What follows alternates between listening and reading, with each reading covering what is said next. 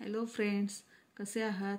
आज आपण शिकणार आहोत मेंटल हेल्थ नर्सिंगमधील second concept, that is sign and symptoms of a mental illness. Okay, mental illness हा कशामुळे होतो? It is caused by disturbance in a functions of a brain. म्हणजेच काय की ब्रेनच्या फंक्शनमध्ये जेव्हा डिस्टर्बन्स होतो तेव्हा mental illness sign and symptom दिसायला स्टार्ट होतात. ओके, ते नऊ ह्याच्यामध्ये समजावून सांगितलेलं आहे की 9 जागेमध्ये जेव्हा डिस्टर्बन्स होतो तेव्हा मेंटल इलनेसचे साइन अँड सिम्पटम दिसतात ब्रेनच्या. ओके, फर्स्ट काय आहे? Biological function, consciousness, orientation, motor activity और psychomotor activity, perception, mood, memory, thought, judgement and insight. आता हे आपण एक एक करून इन डिटेल बघूया. फर्स्ट काय आहे? Alteration of a biological function.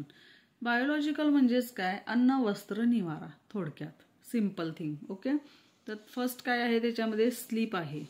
स्लीपमध्ये disturbance कोणत्या कोणत्या प्रकारचा असतोय बघा.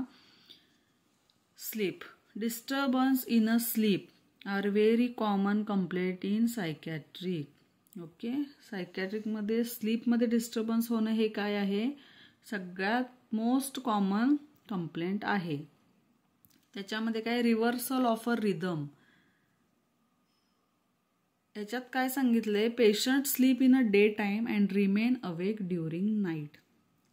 रेग्युलर रिदम आपला कसा आहे? आपण नाईटमध्ये नॉर्मल जे आहे मेंटली हेल्दी जो आहे तो काय करतो? नाईटमध्ये झोपतो आणि दिवसा जागा असतो. पण रिव्हर्सल ऑफ रिदम ह्यालाच काय म्हणायचं? जेव्हा हा रिदम रिव्हर्स होतो तेव्हा पेशंट काय करतो? डे टाईममध्ये तो झोपतो and remain awake during whole night. नंतर आहे हायपरसोमनिया. खूप इम्पॉर्टंट कन्सेप्ट आहे, खूप इम्पॉर्टंट कीवर्ड आहे हा, हायपरसोमनिया. हायपरसोमनिया म्हणजे काय? Sleeping for excessively long period at night. Okay, काय आहे? हायपरसोमनिया म्हणजे काय? Sleeping for excessively long period at night. महत्त्वाचा शब्द आहे. रात्री खूप वेळ झोपतो त्याला हायपरसोमनिया. आणि सोमनोलन्स म्हणजेच काय आहे? It is abnormal drowsiness in daytime. म्हणजेच काय? सोमनोलन्स म्हणजे काय? डे टाईममध्ये असं पेंगल्यासारखं करतात. ओके, त्याला सोमनोलन्स म्हणायचं. ॲपेटाईटवरती काय होते परिणाम? आता reduced in anxiety and depression. जेव्हा मेंटली इल पर्सन त्याला एन्झायटी अँड डिप्रेशन असते, ज्या पेशंटमध्ये बघायला मिळते, त्यांचा ॲपेटाईट काय होतं? कमी झालेला असतोय. आणि जे मेनियाचे पेशंट आहेत, हे कन्सेप्ट पुढे येत जातील. टर्म मेनिया म्हणजे काय, डिप्रेशन काय, एन्झायटी काय आहे. ओके, मेनियामध्ये काय होते? इन्क्रीज होते. पायका म्हणजे माहिती आहे सगळ्यांना. पायका काय आहे? Refers to eating inedible item like soil, paper. Pica म्हणजेच काय? जे खाण्यायोग्य नाही आहेत किंवा खाद्यपदार्थ नाही आहेत ते खाणं, जसं की माती, पेपर किंवा चॉक खातात काही जण. ओके, त्याच्यानंतर आहे सेक्शुअल डिझायर. याच्यामध्ये काय होतंय? मेनियामध्ये सेक्शुअल डिझायर खूप वाढते. ओके, रिड्यूस इन डिप्रेशन, डिप्रेशनमध्ये कमी होते. Loss of libido. लिबिडो म्हणजेच काय? इच्छा, सेक्स करण्याची इच्छा, ज्याला लिबिडो म्हणतात, ते काय होते? लॉस होते. इरेक्टाईल डिस्फंक्शन होतात, इजॅक्युलेटरी डिस्टर्बन्सेस येतात. हे सगळं काय आहे? सेक्शुअल डिस्टर्बन्सेसमध्ये. सेकंड अल्टरेशन कशामध्ये होतं? Disorder of a consciousness. Disorder of कॉन्शियसनेसमध्ये काय होतं? आता कॉन्शियसनेस म्हणजे काय पहिला बघूया. Consciousness is a awareness about surrounding. काय सांगितलंय? कॉन्शियसनेस म्हणजेच काय आहे? की सराउंडिंग बद्दलचं असलेलं तुमचं अवेअरनेस, म्हणजे अवेअर आहे काय अवतीभोवती काय चाललंय. म्हणजे कोणते ते रिलेटेड 3 ह्याच्यात असते: प्लेस, पर्सन आणि टाईम. म्हणजे कोणत्या ठिकाणी आहात, कोणत्या व्यक्तीसोबत आहात, किती वाजलेत आत्ता, ह्याचं जे अवेअरनेस असते त्याला कॉन्शियसनेस म्हणतात. पण आता मेंटल इलनेसचे आपण साइन अँड सिम्पटम बघतोय. तर याच्यामध्ये या मेंटल इल पर्सनमध्ये ह्याच्यामध्ये सुद्धा काय होतं, डिसऑर्डर ऑफ कॉन्शियसनेस होते. ह्याचे काय प्रकार आहेत, कन्फ्युजन असते. ओके, फर्स्ट आहे ते कन्फ्युजन. त्याच्यामध्ये काय आहे, अनेबल टू थिंक क्लिअरली, म्हणजे तो विचार त्याचे क्लिअर करू नाही शकत. ओके, थिंकिंग क्लिअर नसते. त्याच्यानंतर कॉन्फ्लिक्ट असते, unable to choice between two thoughts, म्हणजे दोन विचारामध्ये तो सिलेक्ट नाही करू शकत आहे, नेहमी कॉन्फ्लिक्ट असतं, हे करू का ते करू, ते करू का हे करू असं. डिलिरियम, डिलिरियम ही स्टेट काय आहे, ॲक्यूट कन्फ्युजनल स्टेट आहे. This is a acute confusional state, not a chronic. Okay. Brain fog, brain fog म्हणजे काय, cloudy consciousness and it is also known as a mental fog. खूप important term आहे brain fog, MCQजला विचारलं जाते. Okay. नंतर comma, comma mostly सगळ्यांना थोडंफार माहीत आहे ऐकून. ओके, कोमा म्हणजे काय आहे, unconscious state for a prolong time, म्हणजेच काय, यामध्ये काय व्यक्ती बेशुद्ध असतो खूप जास्त वेळासाठी.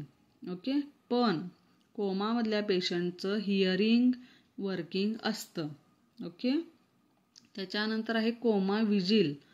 कोमा विजिल काय आहे, coma plus eye remains open. Coma विजिलमध्ये काय होतं की पेशंट अनकॉन्शियसच आहे प्रोलॉंग टाईमसाठी, पण याच्यामध्ये त्याचे आईज काय असतात, डोळे उघडे असतात. स्टुपर, स्टुपर म्हणजेच काय, a state of a near unconsciousness, example depression. Stupor म्हणजे काय आहे की अशी कंडिशन आहे किंवा अशी स्थिती आहे की आता थोड्याच वेळामध्ये तो व्यक्ती बेशुद्ध होऊ शकतो. कुठल्या कंडिशनमध्ये, डिप्रेशनमध्ये. नेक्स्ट आहे disorder of a motor activity or a psychomotor activity. Motor activity और सायकोमोटार ॲक्टिव्हिटी म्हणजेच काय, सिम्पल हालचाली. ओके, हालचालींमध्ये त्याच्या काय होते, डिसऑर्डर येते. त्याच्यामध्ये काय आहे बघा आता, it is a motor response of a body. Okay, activity should be productive and purposeful. हे नॉर्मलचं सांगितलं की बाबा ॲक्टिव्हिटी ज्या असतात आपल्या ह्या कशा हव्यात की प्रॉडक्टिव्ह आणि पर्पजफुल पाहिजे, म्हणजे जे काय तुम्ही शारीरिक हालचाली करता त्याला एक पर्पज असतो. ओके, आपण ज्या काय हालचाली करतो त्याला, आणि प्रॉडक्टिव्ह पाहिजे म्हणजे काम करतो. तर ह्याच्यामध्ये काय होतं, डिसऑर्डर झाल्यानंतर काय होते, पर्पजफुल सायकोमोटार ॲक्टिव्हिटी ह्या डिक्रीज होतात डिप्रेशनमध्ये. म्हणजे एखादी व्यक्ती डिप्रेशनमध्ये असेल तर त्या हालचाली कमी होतात, एकाच जागी बसून राहील. ओके, काहीही हालचाल करणार नाही. आणि त्याच्या अपोजिट बरोबर काय आहे, पर्पजलेस सायकोमोटार ॲक्टिव्हिटी ह्या काय होतात, इन्क्रीज इन मेनिया. मेनिया ही अशी कंडिशन आहे की ज्याच्यामध्ये पेशंट स्थिर बसू शकत नाही, तो कंटिन्युअस काय ना काहीतरी करत राहणार. काही टर्म्स आहेत इम्पॉर्टंट, ते बघूया आता. त्याचे अर्थ बघूया, मिनिंग काय आहेत बघूया. निगेटिव्हिजम, अनफॉलो द कमांड. निगेटिव्हिजम म्हणजेच काय आहे, अनफॉलो द कमांड. म्हणजेच काय, एखाद्या पेशंटला किंवा व्यक्तीला आपण सांगितलं की हे नको करूस, तर तो ती कमांड ऐकणार नाही. वेक्सी फ्लेक्झिबिलिटी, याचा अर्थ काय, abnormal posture for prolong time, म्हणजे एकाच कंडिशनमध्ये तो पेशंट तसाच बसून राहील, सेम पोझिशन. ओके. स्टेरिओटाईप, स्टेरिओटाईप म्हणजे काय, repeated activity with any significance. Repeated activity असणार स्टेरिओटाईपमध्ये. मॅनेरिझम, मॅनेरिझम म्हणजे काय, स्टेरिओटाईप मुवमेंट विदाउट एनी सिग्निफिकन्स. इकोलॅलिया, इकोलॅलिया म्हणजेच काय आहे, रिपिटेशन ऑफ अ वर्ड्स. म्हणजेच काय, तुम्ही जे काय बोलला की जेवला का असं विचारला तर ती समोरून व्यक्ती उत्तर काय देणार नाही, तो परत रिपीट करणार तुमचे सेम वर्ड्स की जेवला का. ओके, याला म्हणायचं इकोलॅलिया. इकोप्रेक्झिया, इकोप्रेक्झिया म्हणजे काय, रिपिटेशन ऑफ अ ॲक्टिव्हिटीज. इकोलॅलियामध्ये वर्ड्स रिपीट करतो ती व्यक्ती, आणि इकोप्रेक्झियामध्ये काय, ॲक्टिव्हिटीज कॉपी करून तो रिपीट करतो. नेक्स्ट आहे कॅटाप्लेक्सी. कॅटाप्लेक्सी म्हणजे काय आहे, temporary loss of a muscle tone. Muscle tone जो असतो आपल्या, तो काय असतो, ह्याच्यामध्ये टेम्पररी लॉस असतो, त्याला काय म्हणायचं, कॅटाप्लेक्सी. कॅटालेप्सीमध्ये काय होते, muscle tone is absent, muscle टोनच नसतो, त्याला कॅटालेप्सी म्हणायचं. वेबिगरेशन म्हणजे काय, stereotype speech. Compulsion, repeated activity. Compulsion ही काय आहे? रिपीटेड ॲक्टिव्हिटी आहे. आता नेक्स्ट, हे झालं psychomotor, disorder of a motor activity or a psychomotor activity. Next we will see about disorder of a perception. Next we will see about disorder of perception. याच्यामध्ये काय आहे? हायपरस्थेशिया. म्हणजेच काय? Hyperesthesia means what? Sound appear louder, colour brighter, pain unbearable. Hyperesthesia, hyper म्हणजे खूप जास्त, म्हणजे सगळ्याच गोष्टी जास्त असतात. आवाज जो आहे त्याला खूप मोठ्याने येणार त्या व्यक्तीला. ओके. कलर जे आहेत म्हणजे रंग जे आहेत ते सगळेच रंग त्याला फेंट जरी असेल तरी त्याला तो कलर दिसताना डार्कच दिसणार. आणि पेन अनबेरेबल म्हणजे सिम्पल जरी आपण असं काही टोचलं सिम्पल जरी तरी तो असं रिॲक्ट होणार की खूप जास्त काहीतरी लागलंय त्याला. Pen unbearable. त्याच्या अपोजिट काय आहे? हायपोस्थेसिया. हायपोस्थेसियामध्ये काय आहे? All are diminished. हे वरचे जे काय सांगितले sound appear louder, colour brighter, हे कुठलेही साईन अँड सिम्पटम हायपोस्थेसियामध्ये नसतात. इल्युजन. इल्युजन म्हणजे काय? खूप इम्पॉर्टंट टर्म आहे. MCQजला कंपल्सरी विचारलं जातं. Illusion means are misperception of external stimuli. Okay. Misperception म्हणजे काय? चुकीच्या पद्धतीनं त्याला परसिव्ह केलं जाते किंवा बघितलं जाते. कुठल्या कशाला? एक्सटर्नल स्टिम्युलायला. त्याला काय म्हणायचं? इल्युजन. याचं एक्झाम्पल काय देता येईल? एखाद्या ठिकाणी आता दोरी पडली आहे. हे बघा, rope is misperceived as a snake. एखाद्या ठिकाणी दोरी पडली आहे तर मेंटली इल पर्सन त्याला जो इल्युजन झाले तर तो काय करेल की ते दोरीला साप समजेल. ओके. नेक्स्ट आहे हॅल्युसिनेशन. हॅल्युसिनेशन काय आहे? False perception which occur in absence of a sensory stimuli. ह्याच्यामध्ये इल्युजनमध्ये मिसपरसेप्शन आहे, चुकीच्या पद्धतीनं घेतला जाते. आणि हॅल्युसिनेशनमध्ये काय आहे? फॉल्स परसेप्शन आहे which occur in absence of a sensory stimuli. म्हणजेच काय? इल्युजनमध्ये स्टिम्युलाय प्रेझेंट असतो, म्हणजे आता तिथं दोरी होती त्याला स्नेक समजते, पण हॅल्युसिनेशनमध्ये काय आहे की तिथं कोणत्याही प्रकारचा स्टिम्युलाय प्रेझेंट नसतो. ओके. फक्त कोणीतरी दिसतंय, भास. हॅल्युसिनेशन म्हणजे भास, पण तिथे ॲक्च्युअली स्टिम्युलाय कोणताही नसतो. याला म्हणायचं हॅल्युसिनेशन. हॅल्युसिनेशन किती प्रकारचे आहेत? तर 5 प्रकारचे. कुठले कुठले? Auditory, visual, olfactory, gustatory, tactile. ऑडिटरीमध्ये काय आहे? काहीतरी साऊंड ऐकायला येतात. ओके. पर्सनला कोणीतरी बोलते वगैरे. व्हिज्युअल म्हणजे कोणीतरी दिसतंय, काहीतरी वेगळंच दिसतंय त्याला. ऑल्फॅक्टरी म्हणजे स्मेल, काहीतरी जळतंय, काहीतरी होतंय असं स्मेल येते. गस्टेटरी म्हणजे टेस्ट, खराब टेस्ट लागते, म्हणजे चांगला असेल तरी त्याला खराब लागणार वगैरे. ओके. त्याच्यानंतर टॅक्टाईल, टच, कोणीतरी टच करतोय मला वगैरे. हे टॅक्टाईल हॅल्युसिनेशनमध्ये येते. नेक्स्ट बघूया डिसऑर्डर ऑफ अ मूड.